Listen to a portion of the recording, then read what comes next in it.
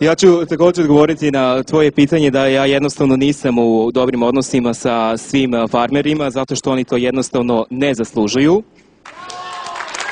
I ja neću da glumim kao neki i neću reći da ću se pomiriti sa ljudima koji to ne zaslužuju. U svakom slučaju, kao što rekoh, ja uvek prednjačim, kao što u stvari Maja rekla, prednjačim zato što sam ipak kralj.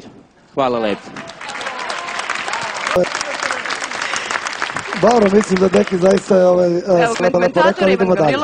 Sebe da malo podignemo nivo, jer kogod je naišao i kogod je prokomentarisao bilo šta, rekao da je to stvarno strašno. Dobro. Dejane, da li od tebe očekujemo haos kakav je bio na početku serijala prve 2 nedelje ili ćeš... Da, naravno, ja ću samo reći nakratko, apropo što je gospođa Džaklijevska rekla da sam ja umišljeni kralj. Po kulturi i obrazovanju ja jesam kralj za razliku od nje. Također me nerviralo to što su o meni i dalje friči i taj kladioničarski klan gde je verovatno i Raka. Tu će im se verovatno pridružiti i Maja. Dakle, oni su najveće zlo na farmi koje postoje. Ja se u svakom slučaju neću svađati ni sa kim, pokušat ću da razbijem taj kladioničarski klan, naravno da ću stati, da.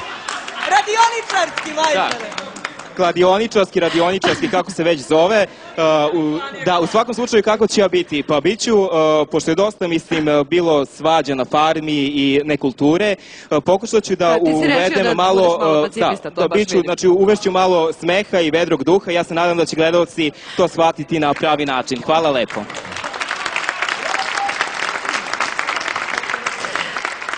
Dragi moji, ja bih mnogo toga još pričala sa mojim gostima. Ne. Sedite, odmorite još malo. Pre nego što krenete put Lisavić je kao veliko iznenađenje za naše farmere.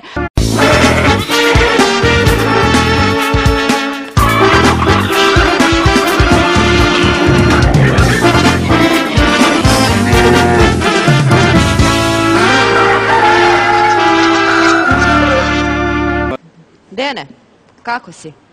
Super, hvala na pitanju. Drago mi je što sam konačno izašao i drago mi je što sam ušao i pomogao prvenstveno Milošu, Dragani i Mini. I drago mi je što je konačno došao kraj radioničarskom klanu.